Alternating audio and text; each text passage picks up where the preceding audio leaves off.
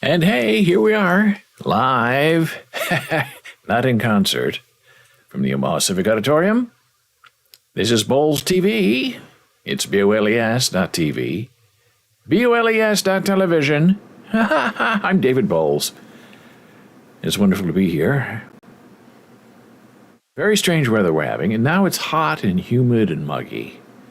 First it was very cold 3 weeks ago, then it got really warm, and now we're back to bizarre weather. And we are currently at cloudy skies and 62 degrees on the East Coast. Well, yesterday was a big day. Had a painted face, big Halloween show. And you can see my two Halloween friends here are still visiting us. I wore them as earrings yesterday at the start of the show. And now I have a fan blowing on them. So it was blowing on both of them. But as you can see, our beautiful balloons from Jana Marie. If you don't angle the fan right, then it blows on the balloons, and the balloons go all over, and the balloons do not like to be rounded up or even near each other, I have discovered. But if one of them falls to the ground, interestingly enough, it gets sucked into that fan you see there on the floor. And it makes kind of this thing that just goes around in a circle. It's sort of neat. Reminds me of the old days of visiting the Gateway Mall in Lincoln, Nebraska, going to Sears, and watching the air conditioners all turned on with the tinsel, whatever, blowing out. And then they would always have a fan flipped this way, blowing air this way, with like a beach ball on top that would just spin.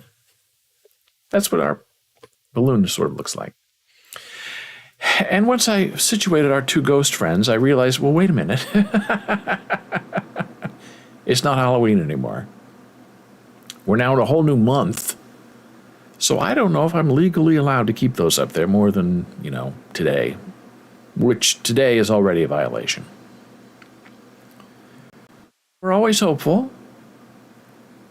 We're always looking for new ways to find good things to do. Now I'm just checking to make sure that my microphone is on. We're always looking for new ways. You never know. Sometimes you light up and sometimes you don't light up. And today we're lighted, not lit, lighted in an appropriate way, in an appropriate manner. So my lovely ghosts are now this ghost over here is sort of flying. It's trying to fly. Hauntingly familiar.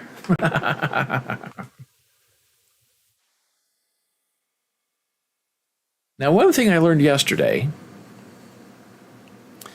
and I was subsequently mocked for it in the most cruel and unusual way possible. When you put fake blood, Halloween blood, on your face,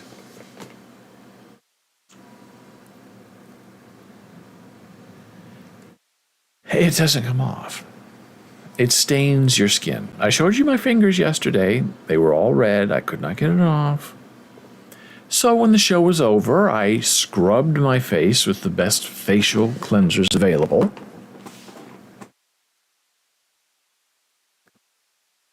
And I did a great job.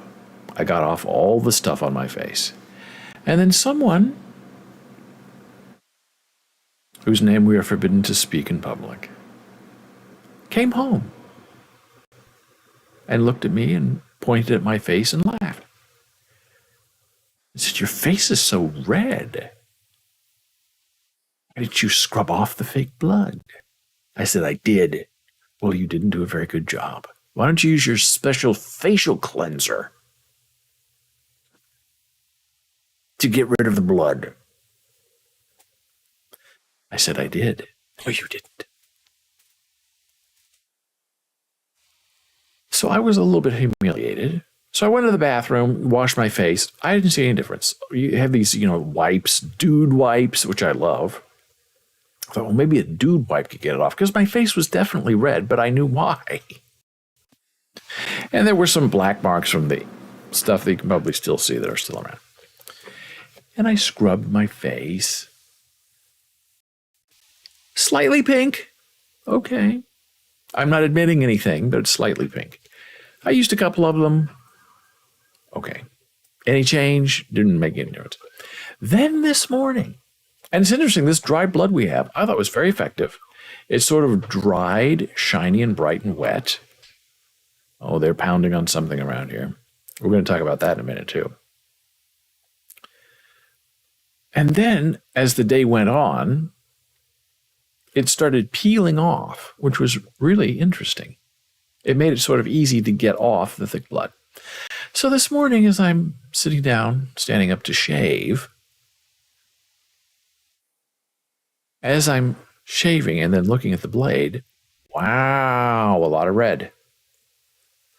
So if you are shaving off the red, that means that the red penetrated the upper layer of your skin. And as assistant skin doctor to the stars, I'm very confident in saying that the blood that I used yesterday embedded itself in my skin, and no amount of washing or facial cleanser would get rid of that sort of dye job. Only scraping it off with a razor would win the day. And the day is sort of half won. Not all the way run, only a little bit run. So it's looking good. The face is okay. I had some stuff on my ears that I couldn't get off, black, I don't know what it is, grease pencil. But the rest of me looks okay. And if you missed the big shoe yesterday, well, this is what happened over the weekend with this monster. Some people call her the beautiful Janet Marie. Other people call her the facial cleanser expert. I would never say that, but other people would. Here she is as the evil Snow Queen. And she did this on her show over the weekend. Beautiful. This was me yesterday. See the hair? Isn't that fun? This is a spider. People say, what happened to your head, man? Did you blow it out, dude? No, it's a spider. And this is a spider web. And it's all very creative, if I do say so myself. And this is the dried blood. As you can see, there was a lot of it. And it sort of really worked well. I was very surprised. And this is, as they say, dime store blood bought from a pharmacy. And it really worked great. And here are my ghost trends. As I said, I wore them as earrings at the beginning of the show. It looks silly, but it's Halloween. Not everything can be terrifying. So that was the fun that you missed yesterday. I've made this my Twitter profile since I'm no longer active as a Twitter Blue user. I told my super followers to not follow anymore. And you may say, why? What's going on? I'll tell you in a minute. But as for the pounding, or the hammering, or the drilling, whatever you just heard, perhaps, the update on the dishwasher is it has not yet been fixed. It's been broken since Friday, reported on Friday. Saturday, Sunday, I guess they don't fix things. Monday, was that yesterday? Yeah. As I told you, guy showed up, didn't go well, came back, didn't go well. So we're still waiting for a resolution on the dishwasher. Now, I would be perfectly happy to call a outside professional to come in and fix the dishwasher and then remove those charges from our rent. That's how you do it. Do it. But in big buildings with maintenance staff, you're not supposed to have to worry about that. But when you have maintenance staff who are not as objectively kind as they could be, you begin to wonder, are there other options? Are there other places to go? Other places to win instead of miserably failing every day? And the problem is, oh my goodness, what did I just do? I just blew up. Oh no, now I can't see you. Okay, I just closed that. These are my notes for the show. Oh, I've made it giant. I don't know what I've done. What have I? Okay. Okay. Whew. It's part of the fun of a live show, they say. So we'll see what happens today. If the dishwasher gets fixed, and if the dishwasher is actually allowed to be fixed. So now back onto this Twitter thing. It's really an interesting and gory bit of sideshow nostalgia, where Elon Musk has taken over. He's brought in all of his tech bros to some think ruin the service that so many people have loved. And some people are looking for other alternatives to Twitter. And one of them is, I found yesterday, this. Tribal Social. Now, tribal, they're spelling it Tribel, which I really hate. Social. Now, a lot of people in my circle, people that I read and people who read me, seem to think that Tribal Social is the place to go because they do not allow disparaging remarks. You can't be a troll, you can't be mean, you can't be nasty. It's a place to have a nice conversation. Now, as you can see, this is our small browser window that we use here on the live stream. And this is my homepage on Tribal Social. Right? Okay. And as you can see, it's a terrible mess. I guess once a web page starts getting thin, it's supposed to automatically flip over into mobile mode, like you're on your phone. And I think they have an app for that, but it should still work on their browser because some people don't use an app. They just, on their phone, use their browser to go visit their website. Well, this is what it looks like. So I can't even show you how it works. So I posted one message yesterday just saying hello with my ugly Halloween face. I have 5 likes on my bloody face. I have 1 follower as of this morning.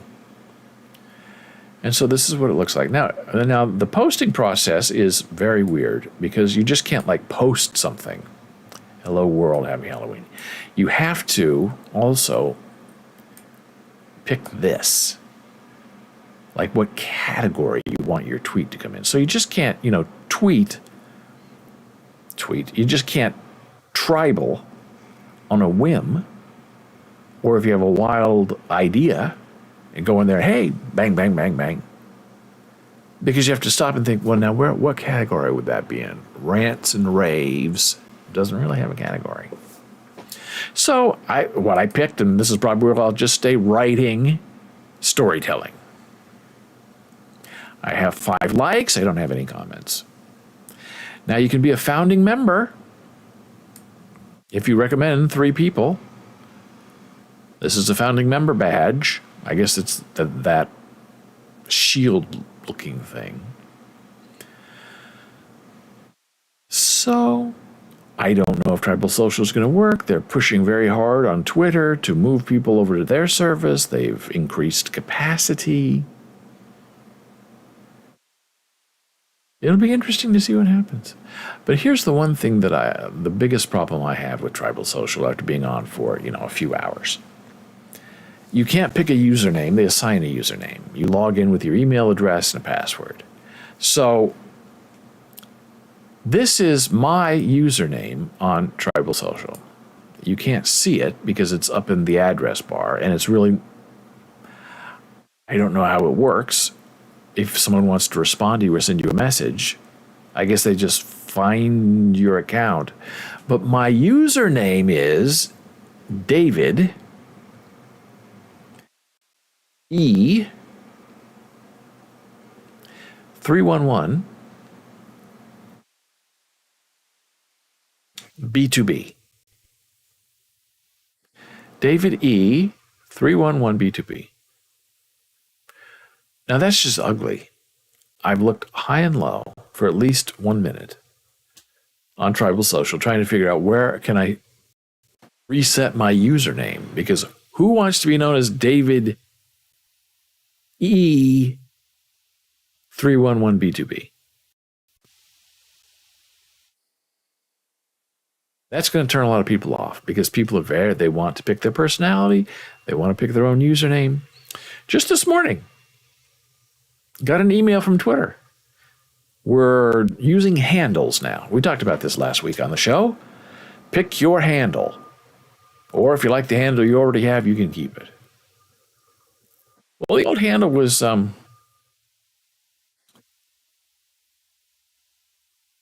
Boles Blues. And they said it'll still work. Pick your new handle. So I tried Boles, taken. David Boles, taken. Which I discovered later was taken by me. On my original Gmail account from 20 years ago that I paid $40 to get. So I picked, of course, Boles TV. So that will be our new handle, our new YouTube-specific website address, I guess. And the Janice Sweetheart also got her handle today. And it's just her name, Janice Sweeney, which is perfection. So here's where it gets really interesting about Twitter. And I would say, dare I say, concerning. Stephen King is a big writer, guy. As you can see, he has 6.9 million followers on Twitter. And he follows a measly 147.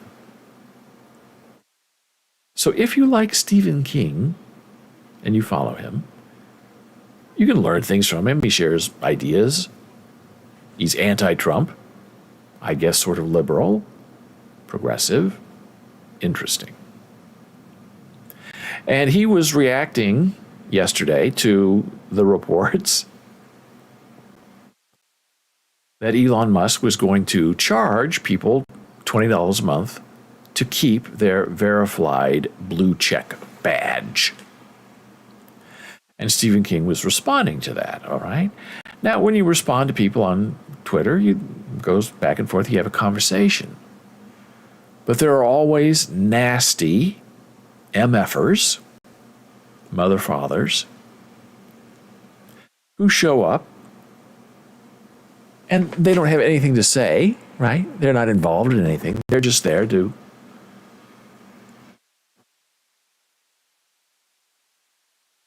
be nasty people. So here's a perfect example of how Twitter already is going vile.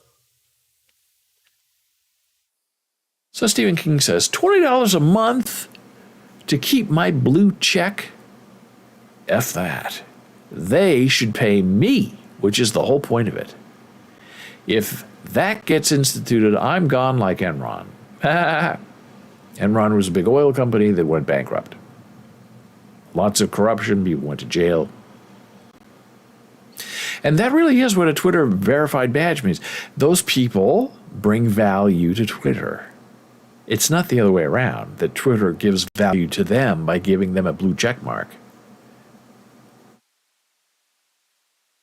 So Elon Musk replies to Stephen King, okay, we need help to pay the bills somehow. Twitter cannot rely entirely alone on advertisers. How about $8? So the chief twit, that he calls himself, the troll in chief, in, 5 minutes, lowered the price from being verified on Twitter from $20 to $8. Or at least for Stephen King. And then, an hour later, he replies to himself. Elon says, I will explain the rationale in longer form before this is implemented, which I think is going to be implemented on Friday. It is the only way to defeat the bots and the trolls, which is not true, because bots and trolls have a purpose and a design. They are put there by people who want to affect other people. So bots and trolls have money to spend. And here's where it gets, what I say, effing nasty.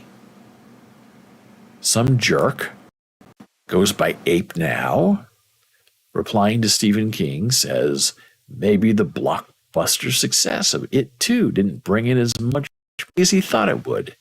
I mean, why make that comment? Why are you a nasty, awful, sarcastic,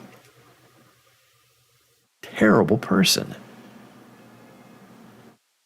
Another person pipes up, and this is what's awful about Twitter. That's a bit odd. You can well afford it. And unfortunately, Stephen King made the mistake of replying to a troll.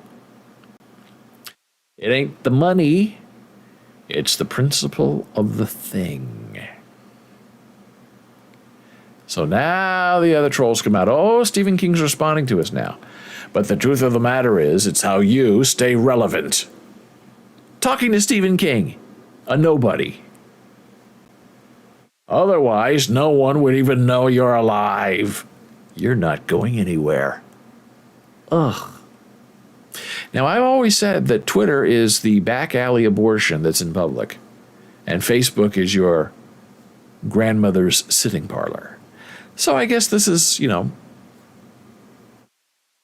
Twitter, a bloody, ugly, nasty thing where nobodies and know-nothings can go and try to bait Stephen King into a fight.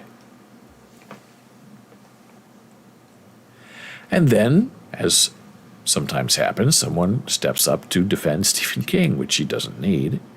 Responding to the troll, this person says, I'm assuming you're very young and you don't know who you're responding to.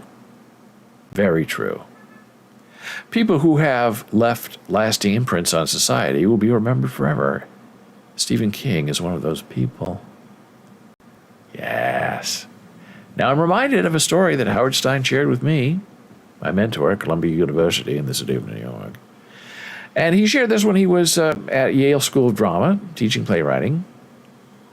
And one of their guest speakers for the whole theater department was Paul Newman. Famous, well-to-do, important man with a great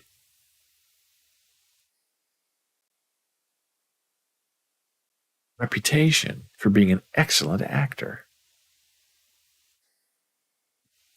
And Paul Newman is speaking to the kids. It's not like a formal presentation. It's more Q&A. They're asking about his career.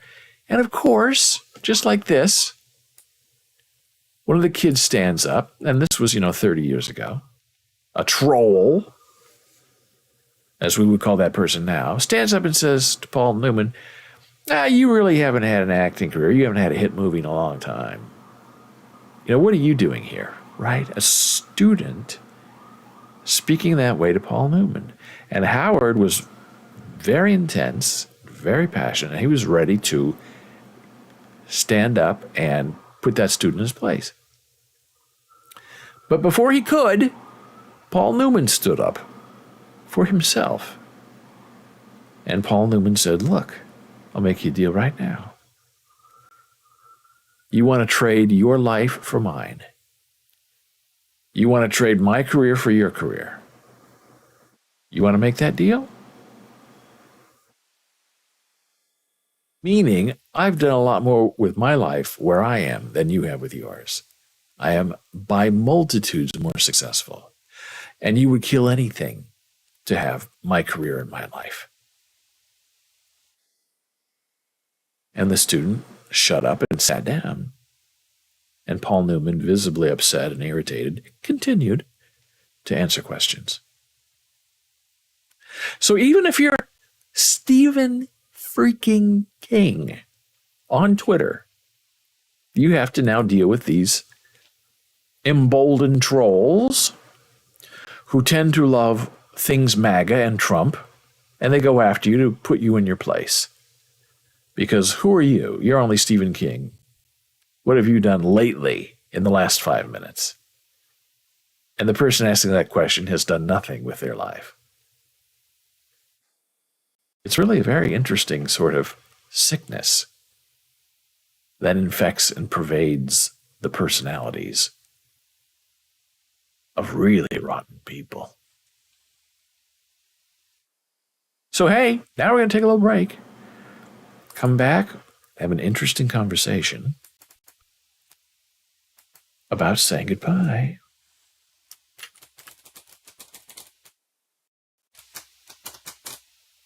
Whoops. Bang. I think I spelled it right. It's always the day, a live show, making mistakes from which one cannot recover.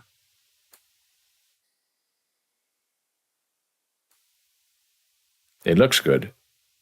And so I say to you, my friend, returning in a moment.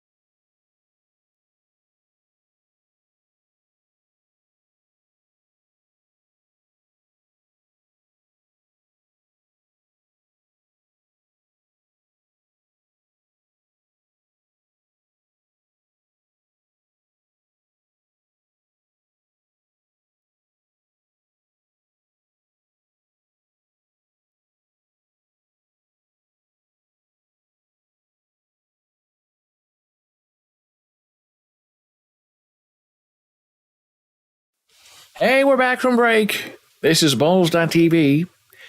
It's Boles.television. And we are here Monday through Friday and Saturday and Sunday, high noon Eastern. Jana Marie on the weekends. So they're doing a lot of construction outside. And of course, I hope you don't hear it, but the dramatic banging of not drums, but drill, I guess, against bedrock, may have to serve as the background for this next important topic for conversation.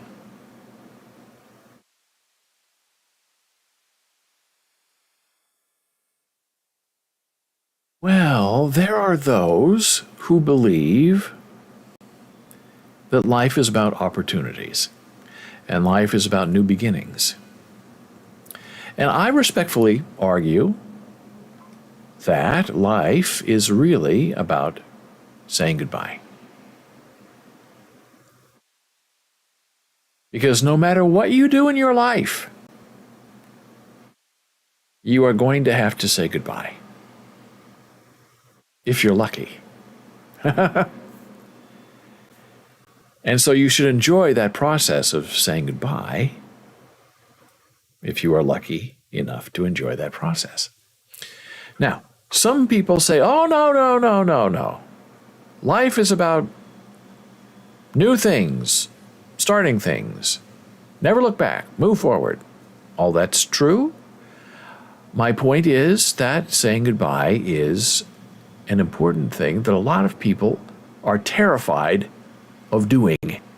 They don't want to have the goodbye conversation. But that's what makes us human, that fear of goodbye.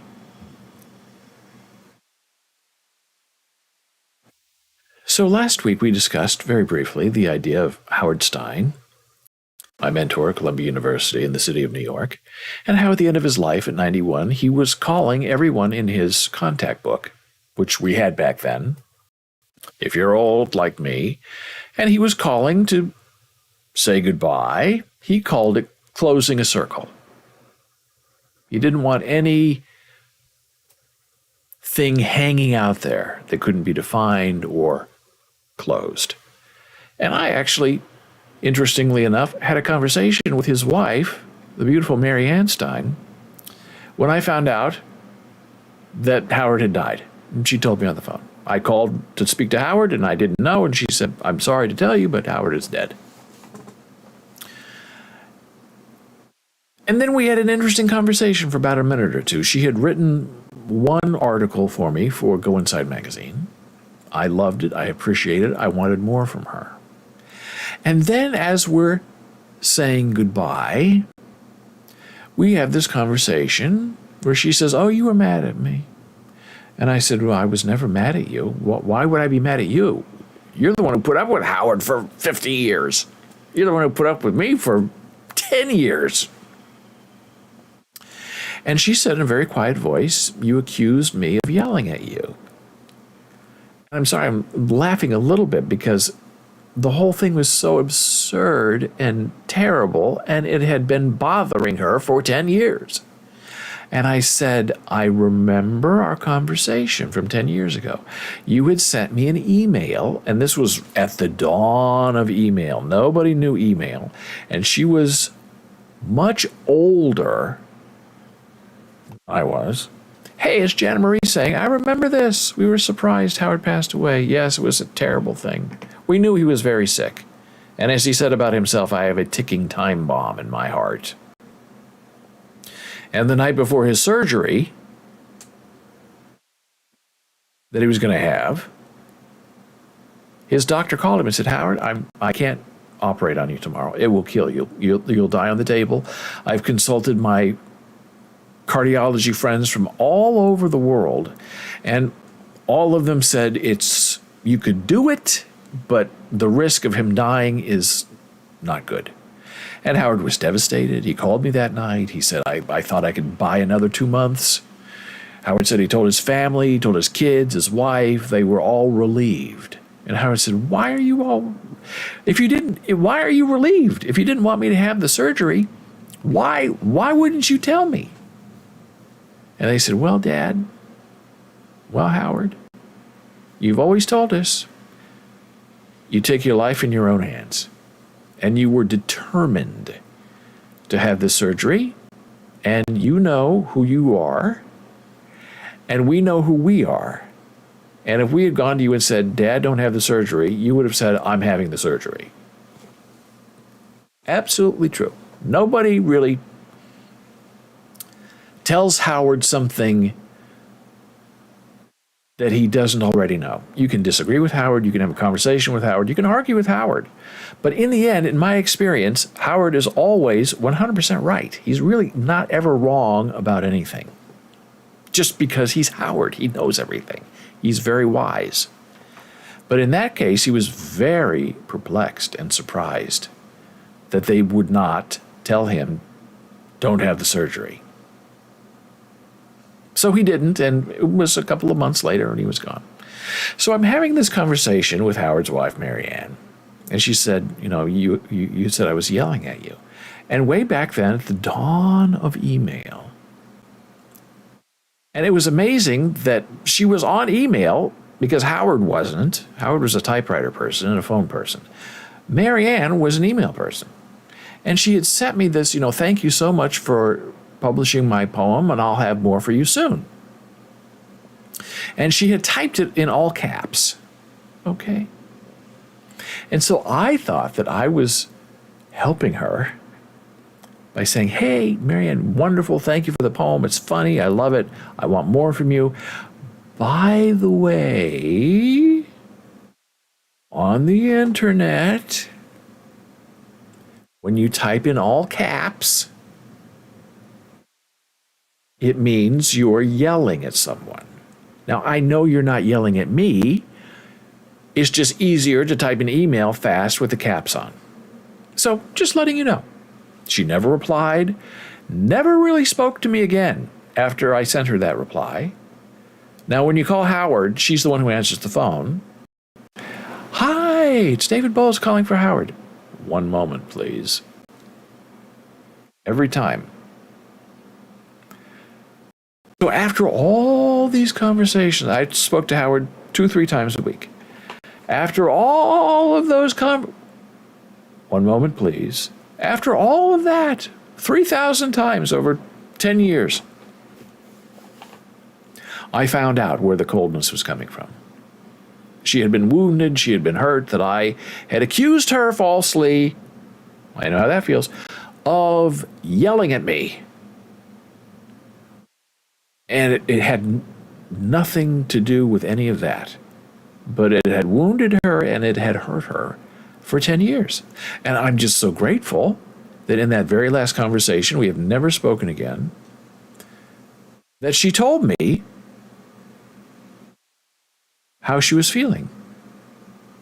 So I could correct the record and tell her repeatedly how much I appreciated her, how I loved her writing, and I was in no way saying that you were yelling at me. I thought I was being helpful, and I was being hurtful, and I'm sorry about that.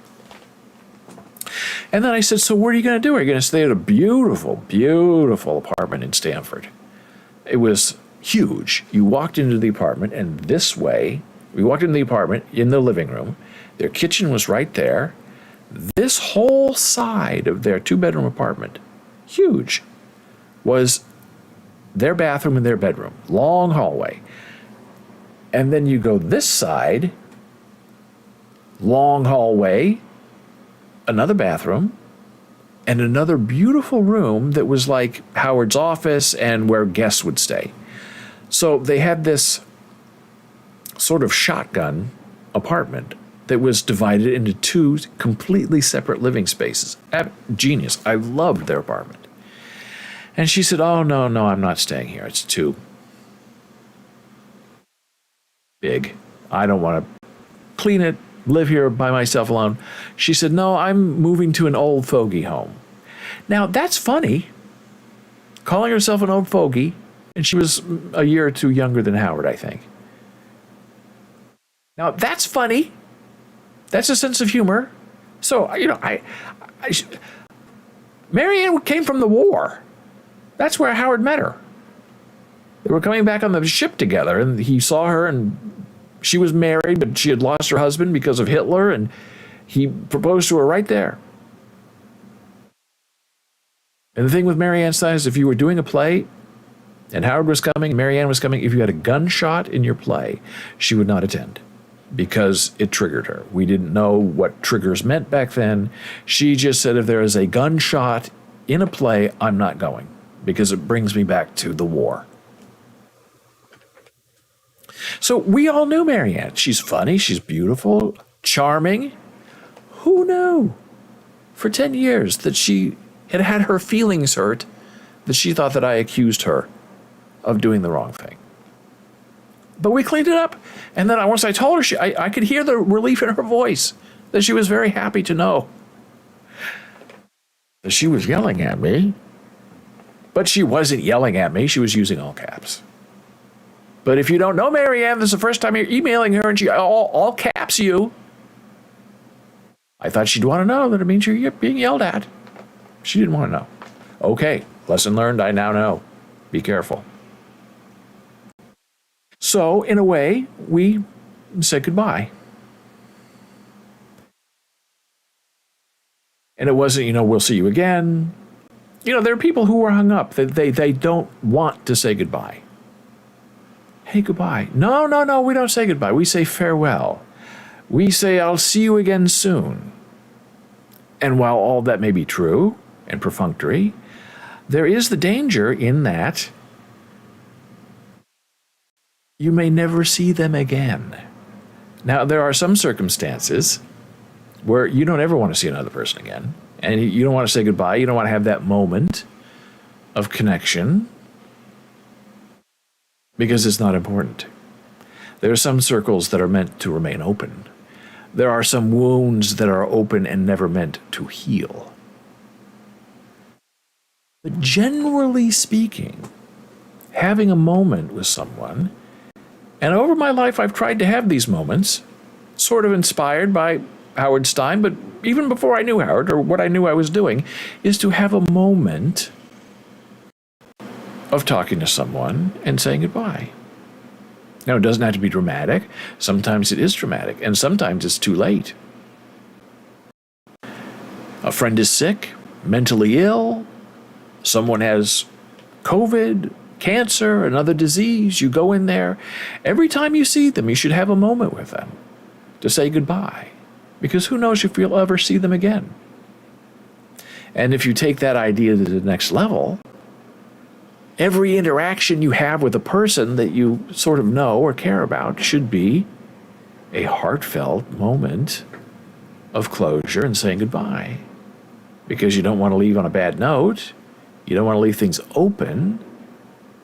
You want to have things that you can say and share and that have meaning. So I find great value in saying a proper goodbye and telling a person how important they are to you and what they mean to you. And maybe they reciprocate and maybe they don't. But that doesn't matter because you're the one who is initiating and completing the goodbye. And it's, I don't want to say easiest, but it's most easily understood where, someone is sick, an elderly parent, and you don't see them very often, so you go back once in a while and you see them, and then you don't know if you're ever going to see them again, so you have your moment. And you say goodbye. And some people just say, oh, it's never a goodbye, it's just another kind of hello. And that may be true. But if you're, let's say, saying goodbye to a pet who is sick, you know that moment is coming, probably for them and not you. And so you sort of have to prepare yourself emotionally and intellectually to say goodbye because it's coming. Friendships, marriages, you never know. That's why it's very important that my beautiful wife of 34 years, every time, she leaves for the day, and not like when she's leaving and coming back, but when she leaves to go out into that terrible, despicable world that defines us, we just have our little moment together. And it's not really a goodbye moment, but it's a moment like, this is, if I never see you again, this will be our moment. This will be what we hope to remember. And you don't want it to be anything negative or bad or an argument. That's not a way to end something that means something to you. Now, there are some people who are disconnected and who don't want to say goodbye or say hello. They don't care about anything. They just want to live their life and move on. Other people want the opportunity to have this moment with you every time they see you because they have some kind of bone to pick with you, or they want to torture you, or they want to be mean to you, or they want to call up previous trauma. That's not what I'm talking about. I'm talking about the everyday eventuality of knowing that you're going to have very difficult goodbyes in your life. And they can be painful. And sometimes they're joyous because the other person is suffering. And so you have to let them go. So we're always going to have to say goodbye, whether we like it or not. And sometimes it's really important to teach our friends and our kids the meaning of goodbye. Not to scare them, not to trigger them, not to put them out, but just to prepare them for the inevitabilities of life to come. So life is about beginnings, but for me, life is always more about closing the circle. Life is more about endings. Because in a regular life, we're going to have a lot more endings than we have beginnings. And now it's time for our next break of the day. I will see you in a moment. But first, let me change my little thing here. We're going to come back and talk about some interesting AI stuff. That sounds really good, right? We'll see.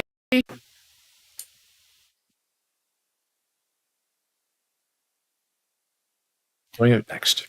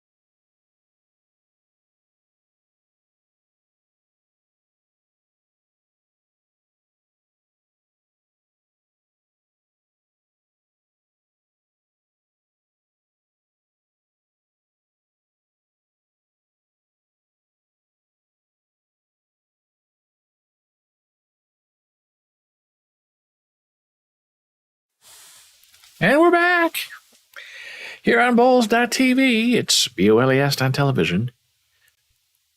Monday through Friday, high noon. Saturday, Sunday, high noon. Jan and Marie on the weekends. And my ghost friends are sort of fancifully blowing in the wind. A man-made wind that I created to try to make it all make sense. And I know it's not Halloween anymore. I'll have to fix it. You know, LinkedIn used to be such a great place to go hang out, meet people, make connections. You make a connection. Now, all LinkedIn, you get all these people who want to connect with you, but they only want to connect with you to sell you, sleazy stuff that you're not interested in. Company. And if you don't, reply to them, and they say, why aren't you replying to me? We're in the same network. Well, I don't need your wealth building, and I don't MLM, and and then you go and you disconnect with them, and hopefully never hear from them again. But it's interesting how it changed. It used to be really, 5-10 years ago, very genuine, fun, and now it's just all spammy, scammy stuff. I don't know what happened. So yesterday, in our full Halloween blood regalia, we had a wonderful time playing around with AI that writes text for you. You give it a keyword or two, and then it just sort of blows up and, writes word after word of invented, I want to say BS, but that's sort of how it reads. It's technically right, it's all there, but there's no soul in it, there's no expression in it. It's just, this is the assignment. I'm staying within the foul lines. Here you go, give me an A. Not terribly interesting yet, but I know a lot of researchers are using AI to help them do research where they can, create curious questions that the AI then, penetrates and gives them search returns on their query.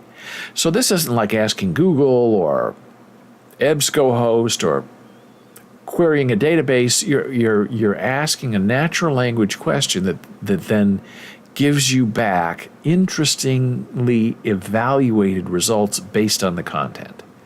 Now, that may sound like a Google return, but Google doesn't really evaluate content. It evaluates popularity, not intellectualism. But the most fun that people are having with AI is in art. I share with you my AI artwork every day. We talk about what prompts work and what text prompts fail. And so somebody decided to take the faces of celebrities and use AI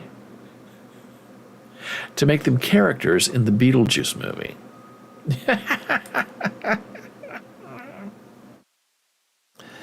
And here's the first one. I think it's terrific. And maybe this is probably all, advertising, but in honor of the highly anticipated Beetlejuice 2, a modern-day celebrities get makeovers as Beetlejuice characters using AI software. Tim Burton's horror comedy film starring Michael Keaton as the ghoulish Beetlejuice, alongside Gina Davis, Catherine O'Hara, Alec Baldwin, and a young Winona Ryder, tells the story of a recently deceased couple who invoke the help of a problematic demon to help remove the living family that has just moved into their home. So that's the story of the original Beetlejuice. And so, here we go. That's the Beetlejuice character.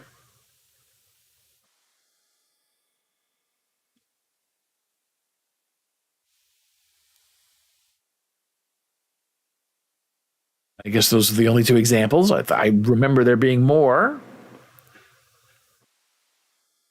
But that's terrific.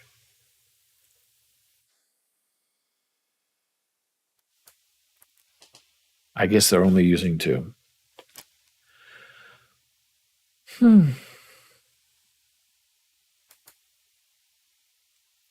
Follow-up film for Beetlejuice.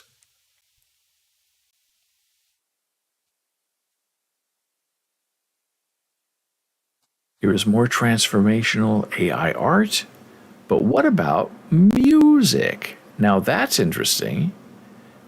And, with music, it seems like you get into a lot more copyright trouble because there are only so many iterations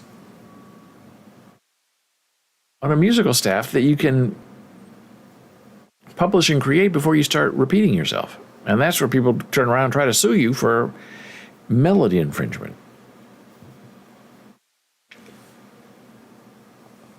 AI is transforming art, but will it do the same for music?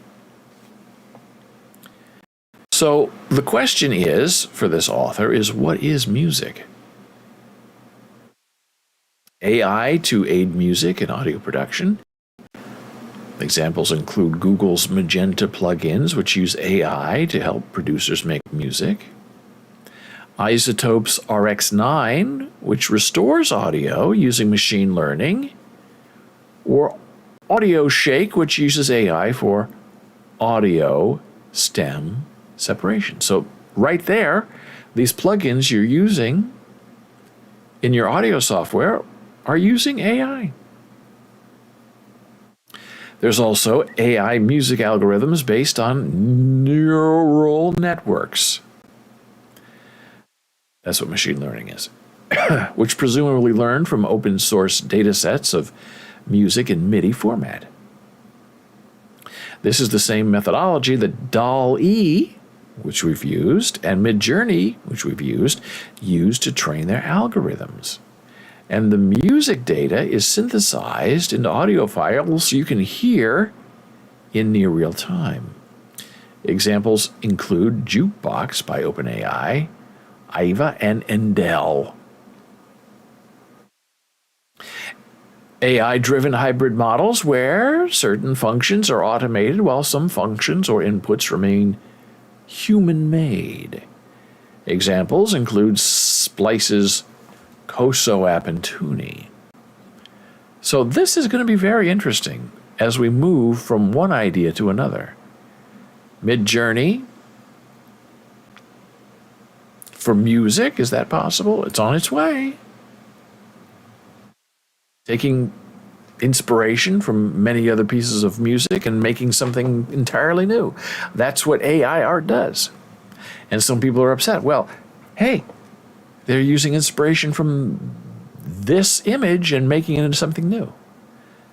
But that is the history of how art works in the world throughout history. Art inspires art. Art is inspired by what has come before. There's no such thing as new art.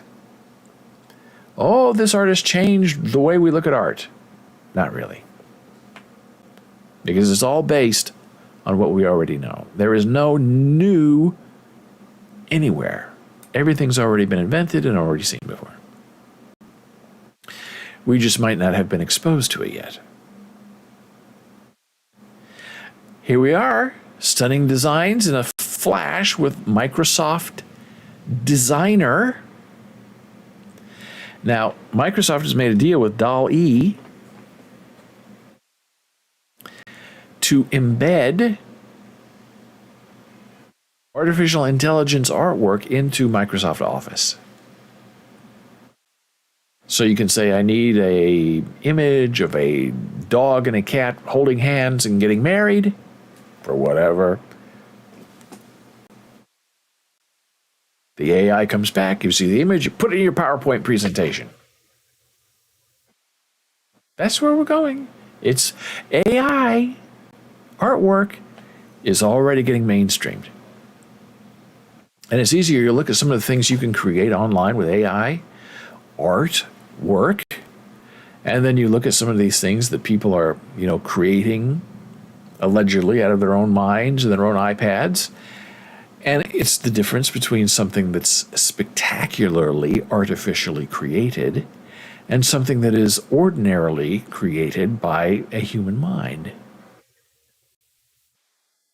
And it's not just art, where the mechanical is much better than the original, but even in chess with AI and neural networks. You really cannot outthink a computer. You can try to trick a computer. You might try to deceive a computer. But when all is said and done, a computer for chess will always outplay a human mind. Because the human mind can't think in the way that a computer can. And I know that's upsetting to many human beings who think that they know more and they're more talented and they're smarter than all of these machines around them. In Microsoft Designer, AI-generated images created in Microsoft Designer by DALL-E 2. We've used a lot of DALL-E. That is an Elon Musk company. And here is the sneak preview of Microsoft Image Generator on the web. But as you can see, it's coming to you soon. It's not available. Everyone's talking about it. People are very excited because when you get Microsoft, mainstream Microsoft, and Office involved in AI art, it's going to be Pandora's box. Open and being shared everywhere and everywhere you look. Some think it's a bad idea. Others, like me, think it's a wonderful idea. It's going to be a big game changer. Art news. This is very interesting as well. Shutterstock has inked a deal with DALL-E's creator to offer AI-generated stock images. Not all artists are rejoicing. So Shutterstock is like a repository for stock images. You need an image of a dog, you go to Shutterstock, you do a search on dog, find the dog you want, pay $5, you got the image. So now Shutterstock is being very smart, saying, oh no, this AI is going to do a better job at giving people exactly what they're looking for. What are we to do? And the answer is simply join forces and add AI to Shutterstock. And that is exactly what they're doing. If you can't beat them, then sign an exclusive partnership. That's one conclusion of Shutterstock's decision to begin selling AI-generated images created using OpenAI's DALL-E 2, the deep learning image synthesis product. Photo courtesy of Shutterstock.ai. This is not a real image. This was created by a computer, and it looks pretty good. Photo courtesy of Shutterstock AI. Here's another one. A lovely ribbon, a skirt, a top, selling something. It's not real. It's all AI.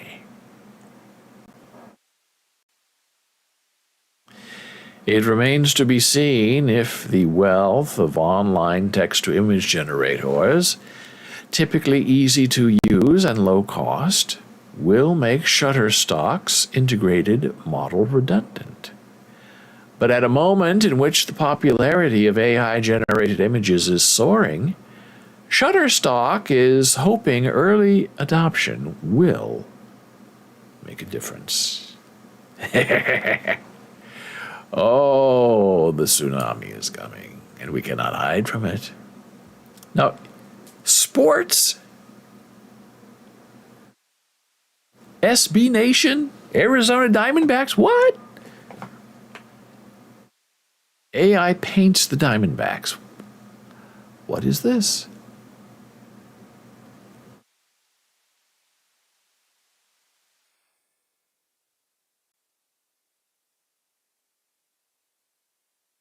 This is AI art rendering players for the Arizona Diamondbacks. Now, isn't that fun?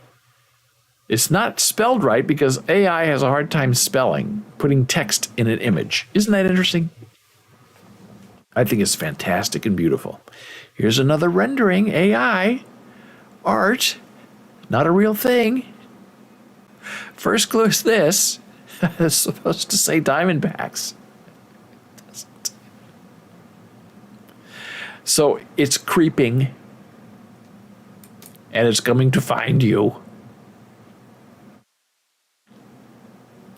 Financial Times. Now, this is very curious because this is a girl with pearl earring, right? Very famous painting. And what AI does is it takes the idea of that original painting and then what they call out paints all of this. The AI, based on the original image, creates, inserts the rest of the room that doesn't exist anywhere except in the AI. This is in the paint. None of this is in the painting. All of this is imagined and filled in by AI. Stunning, right? What's the face of the man behind the apple? For almost 60 years, the figure wearing a somber suit and bowler hat in Rene Magritte's painting The Son of Man has been obscured by a polished green apple. His facial features were intended to remain a mystery. The fruit, an artistic provocation. Today, using new technology, 23-year-old digital artist Josephine Miller can roll away the apple.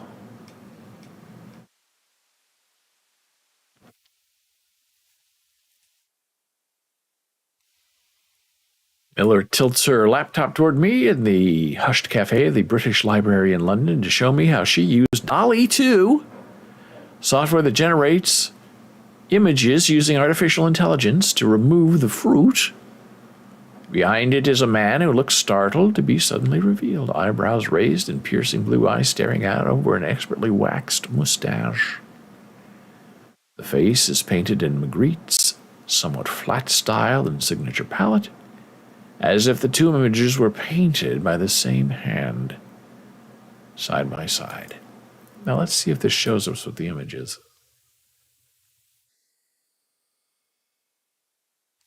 No, I don't think it does. That's just a dolly. That's a big nothing. And then, it's a neat trick. Then Miller shows how she has generated not one, but 200 possible faces. Magritte, a trickster at heart, probably would have approved.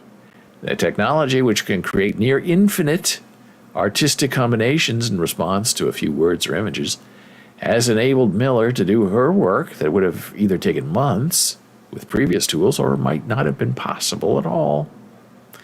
It's dizzying in both capabilities and its ethical implications. I asked if she finds it overwhelming. No. Well, maybe it is for some people, but I'm just excited. Me too. I have friends who are overwhelmed and disturbed by this whole AI thing. I am not. I am completely delighted by the whole thing. So here, this is an interesting image. Soldiers in the First World War taking a selfie in the trenches. Not real. AI.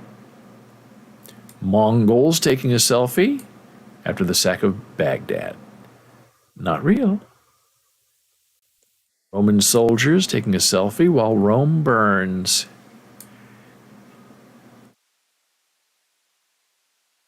All invented. It's beautiful.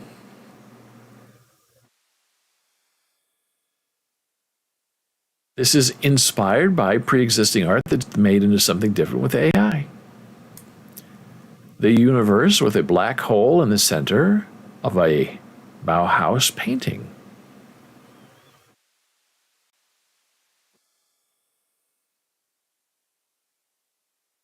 A meme of security cam footage of Jesus trying to steal a pizza. Very clever, very inventive. An imaginary American landscape created using Mid-Journey. Not real. It's not a place that exists anywhere. A photograph of a woman made by the Financial Times with DALL-E 2 using a prompt written by Redditor. The prompt was detailed, specific portrait of a woman with freckles, round eyes, short, messy hair, wearing a white shirt, skin texture, chapped lips. And this is what the computer came up with. Beautifully done, and the eyes are just gorgeous. Usually in these AI things, getting a face right, getting the eyes right. I don't know how many rolls or re-rolls this took, but this is a very specific and very unique piece of artwork.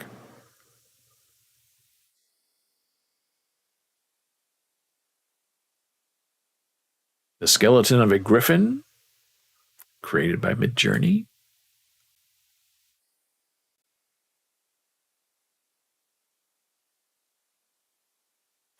It's getting interesting out there. Oh, we just saw this. Now, we saw the original Tim Burton movie thing, right? This. This is the next step. Artist uses AI to create age progression images of dead celebrities. Princess Diana, how she would look today based on AI. Interesting, right? A lot of sun damage. Michael Jackson. I've seen this one quite a bit. Now, here's the problem with this is that is not Michael Jackson's nose. It doesn't seem to take into consideration his vitiligo.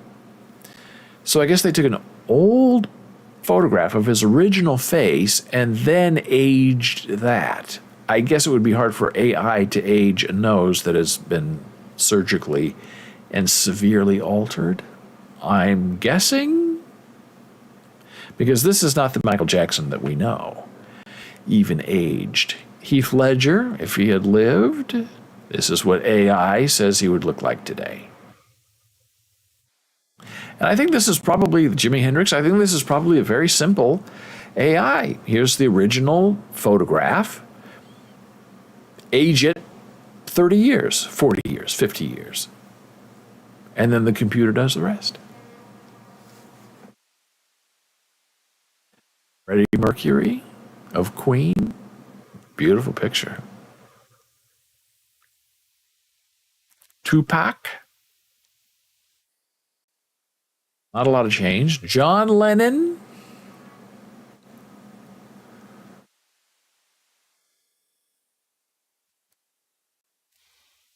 And you know people are going to try to do that for themselves. Well, what would you look like in 20 years? Now, this final article is very interesting that argues that AI art looks too European.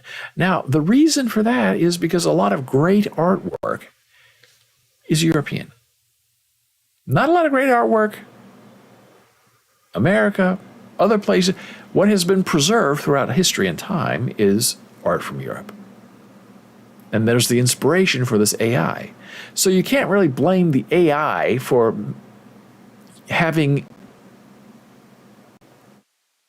the influence of pre-existing art that is pretty much from a singular culture.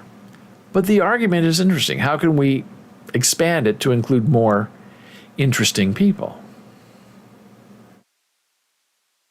In late September, OpenAI made its DALL-E 2 art generator widely available to the public, allowing anyone with a computer to make one of those striking, slightly bizarre images that seem to be floating around the internet more and more these days. DALL-E 2 is by no means the first art generator open to the public. The competing AI art model, Stable Diffusion and Midjourney, also launched this year. But DALL-E comes with a strong pedigree.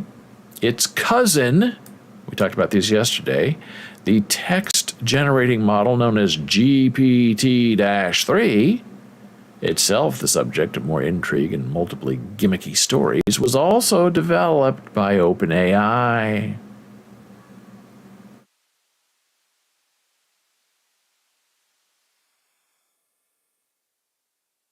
Now, here's where it gets interesting.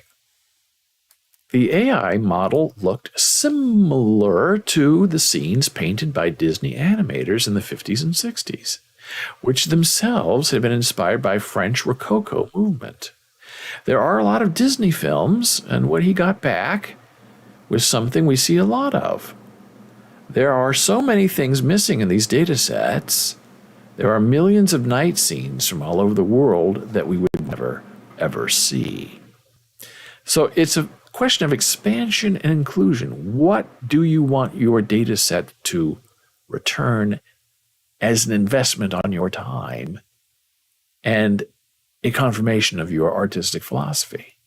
And it's a very hard thing that we're going to have to deal with. There's a new version in the works, version 4 of Midjourney, that has not yet been released, but they're testing it. And one problem they've had, not a problem, but an issue they've had for versions 1, 2, and 3 is rendering black faces. Different tones, blacks, browns, tans, sometimes all in the same face. And computer tends to return faces that are just one style, one tone.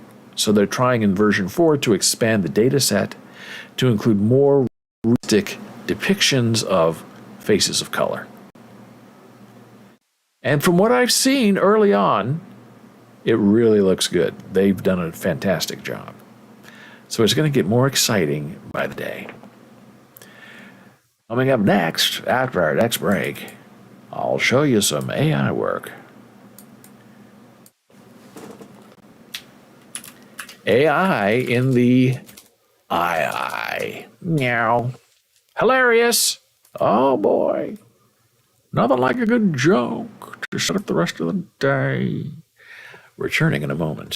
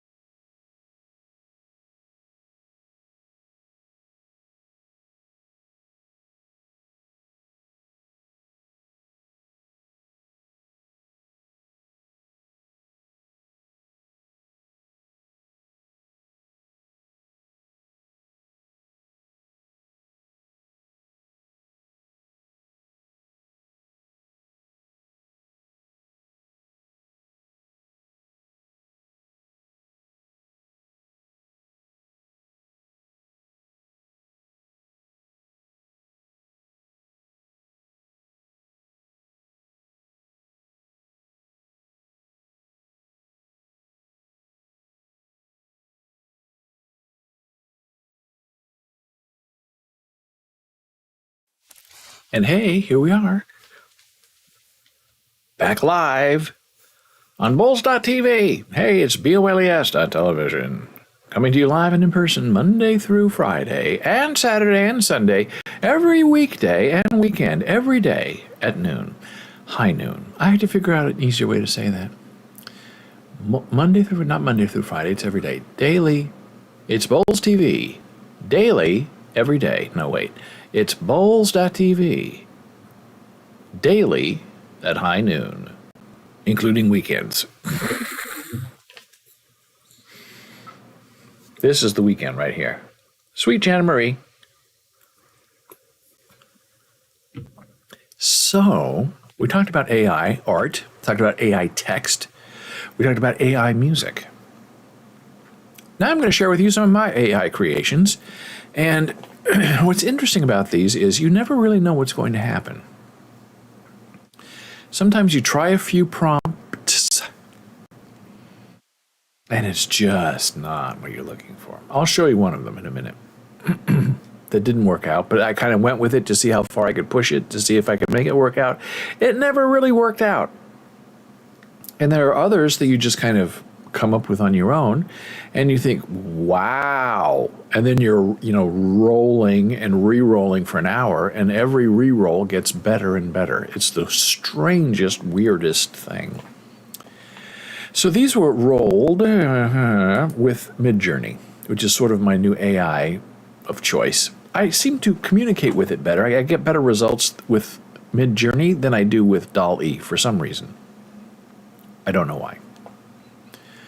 This, I was trying to get a chess knight, right? The horse.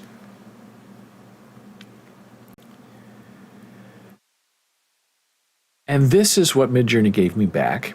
I wanted a chess knight in the style of Matisse. And this is the result I got back. Now, this is not a knight. This looks more like a queen or a king. But I went with it because it's interesting.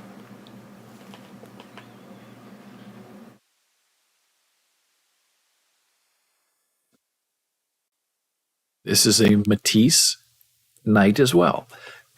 Excuse me. No knight, no horse, nothing in this image. But it's still very interesting. And there's this weird thing going on right here where like this is not stacked on that, so it's like it's 3D upon 3D. Now this is a different one. This is a black and white Matisse knight. So it's like it's two pawns with somebody's head on top. It's just, to me, it's fascinating how AI comes up with these ideas. Here's another one, a Matisse chess knight. Love the colors, love the design. This is a whole new take. This looks like a Seattle chess piece to me. It's very tribal. Not a knight, not really a chess piece, but a fantastic piece of art that I wasn't expecting, which is probably why I love it so much. Another one, right? Sort of looking like a king, sort of Matisse. Same thing here, same thing here. These are the rolls and the re-rolls. Now, this was my attempt because I was not doing well with Matisse early on. So I thought, let's try a chess knight in the style of Edward Hopper. And after several rolls and re-rolls, I at least finally got some kind of knight. And this is a knight on a horse, so it's very literal. And as you'll see, we kind of rolled a lot of these with literal horses and literal knights. This is the Matisse version again. Looks like a gorgeous sculpture. Matisse again, Matisse. Closer iterations. This is a Hopper. Now, is that a knight? I think so. Is that a knight? Yes, it's a knight, but it's not a chess piece. But it's still funny because it's a knight playing chess. This I found very beautiful. I think this is one of my favorites. It's not a knight, it's not a king, I don't know what it is, but it does say chess, and I love the colors. Again, closer iterations of these early ideas.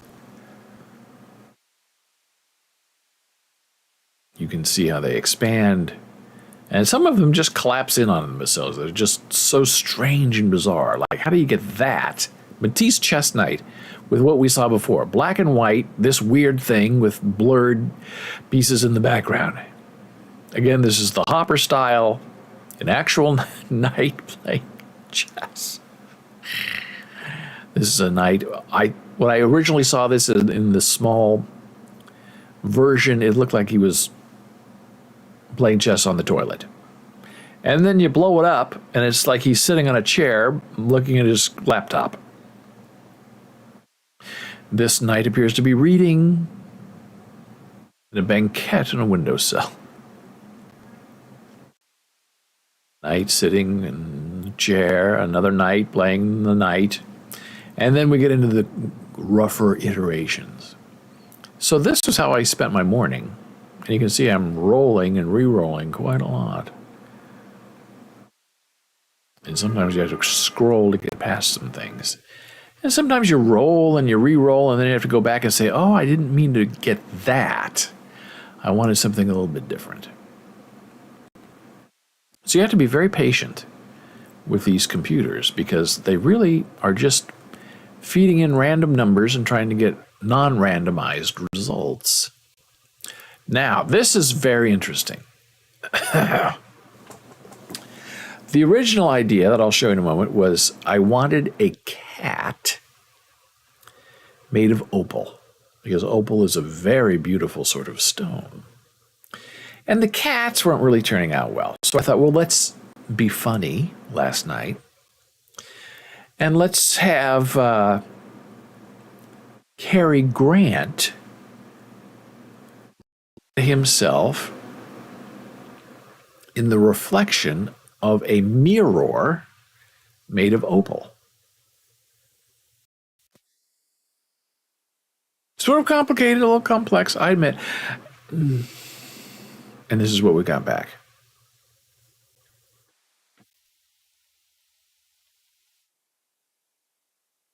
It's very weird. Not really at all what I was looking for. This one's not bad, but sort of his face is very smooth. The eyes are weird. That's the first thing I now check on all of these iterations that I get back. If it's a human face, does it have a face? And second of all, are the eyes weird? I hope version 4 gets better eyes. Now, this is pretty interesting. The eyes are okay. This is just bizarre, but this is what you get when you re-roll. You get weird eyes and you get, lipstick on your cheeks. This is my cat made of opals. Yeah.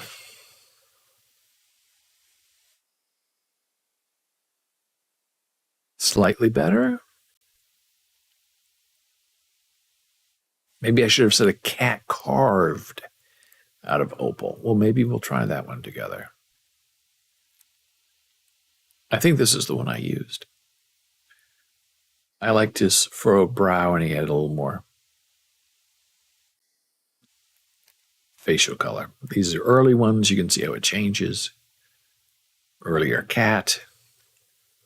Jade cat. I mean, not jade cat. Opal cat.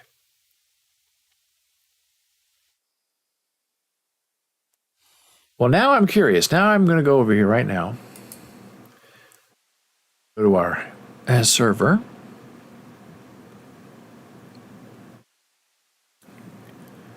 Go into our art. And we're going to roll one together right now. A cat carved from an stone. Now we're going to see what we get. Oh, this better be good or I'm going to be in big trouble. With myself. And this is the interesting thing with these machines is you see it in your mind. Oh, it's already not going to be good. You see it in your mind. You know exactly what you want it to be. You try to take that image in your mind and put it into text, a text prompt that you think the computer will understand and return to you the image you see in your head or an improved image that you didn't see in your head, but that you like anyway. That's the process. It's very self-investigative. Sometimes it works, sometimes it doesn't. This is looking more like a cat carved out of jade rather than opal, because opal has a luminescence about it that's just really terrifically beautiful. This is not looking good.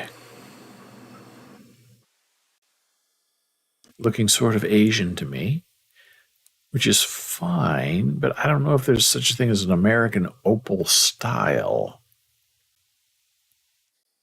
Interesting question. We're at 80% rendering.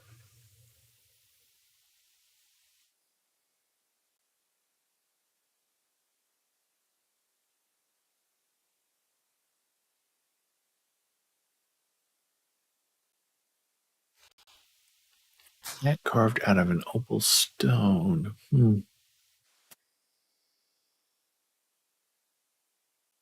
I've done this a lot. You think I know how to make the computer return something that's a little closer to what I'm looking for. But I'm not that talented. Slightly pathetic. Entirely pathetic. Oh, it's done. So now we click to get a bigger picture. Okay, a cat carved out of opal.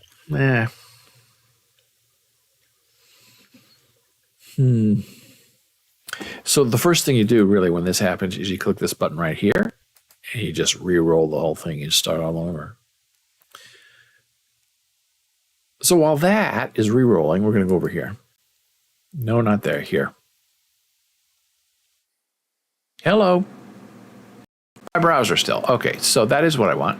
But I want to go to my stuff. So this is the cat. Okay, none of that really worked out. Now this was more successful than I thought. This is what's first started it. There's the prompt. Jade statue of a growling Chinese tiger, because I wanted that Asian influence. This is my favorite of all of them. It's sad, it's real, it's ferocious. It's just quite lovely. Or maybe this is my favorite. I think this is the one I posted on Twitter.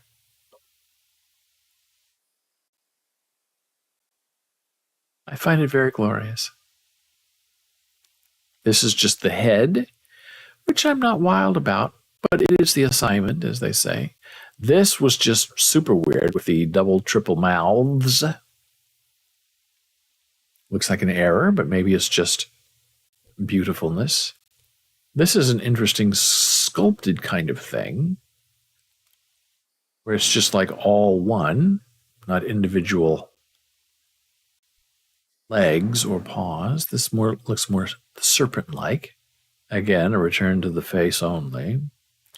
Earlier editions of a face only. See, this isn't quite jade-like to me. This is painting. This is how it sort of started out, was with a painting. That's kind of cool. Hey, it's Donna. Hello, Donna. Nice to see you. So let's go cat. Okay, now this is getting better. All we did was click re-roll. Just said we don't like the first one, roll it again. We're getting a little closer, maybe. Now, if we liked one of these, we could upscale it, and maybe we will upscale. We'll do number one. Upscale number one, and re-roll. And while that's running, we'll go back to our jade cats. This one I thought was very effective. Hey, it's Jen Marie. Hi, Donna. I like the colors of the cats. I didn't like this because it had its eyes closed. It didn't seem ferocious to me. maybe I should reconsider because that's kind of cool. Let me look at this. What size is it? Oh, it's 1024. It's not full sized. Okay, never mind. I don't want it. I mean, I want it, but I'll have to go back and re-roll it to a bigger size. This is just how it gets a little weird. This was the first iteration. Beautiful, but is it a growling tiger? Probably doesn't read that way. This does, but it's a painting, not a statue. This does, but it's looks like a painting, not a statue. Painting, not a statue.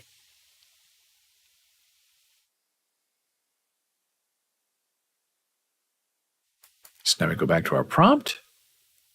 Here we go. Oh, it's still going. So this one is done. This is our up scale. A cat carved out of opal. Not terrible. Now, if we had more time, we would play with this. And I would say beta upscale redo, and I would say remaster, which means re-roll. This is almost done. This is our re-roll of a re-roll of a re-roll.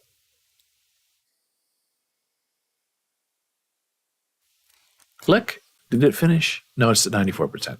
See, you got to wait. Okay, now when it finishes, it gets put at the bottom. So you have to go all the way down. Look. Okay. Cat carved from opal. Man, these are not exciting me. They're interesting, but they're not the assignment. This one is probably the closest. Do I want to updo that one? I vote that's number 3 because it goes 1, 2, 3, 4, 3, updo 3, and friend re-roll. And this is what you do all day. It's addictive. Here's a re-roll of the Jade Cats. It's getting more stone-like and not as jadey. Now, if you could get this, which is very beautiful and what I want, opal, I mean, up here, that would be great. So that's sort of why you say, okay, I don't want to updo any of these. Just re-roll it. And then you can like have 3 jobs running at the same time before you get a warning saying, no, you're going too fast. Slow down.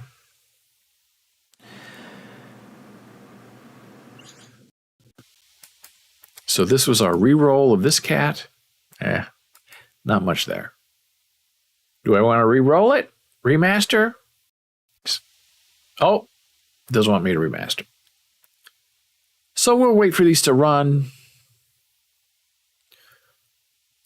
And I don't want to say it's like, any kind of gambling, but it's like Christmas. It's like, oh, let's just open one more present. Let's just ask for one more thing to be delivered. And I know it's going to be the one we want forever. This, not working. That looks interesting in the reroll stage. That's a possibility. This is a reroll. Okay. So here you can see that if you could get this as the whole cat, you would have it. This is using individual opals to make the cat. That's not what we asked for. We want a cat carved out of opal. So we'll reroll it.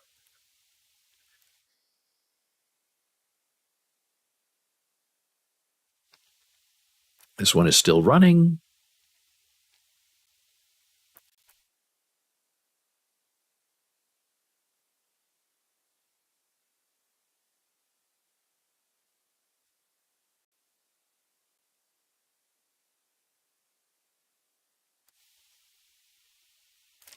Yeah, none of these are really very on point.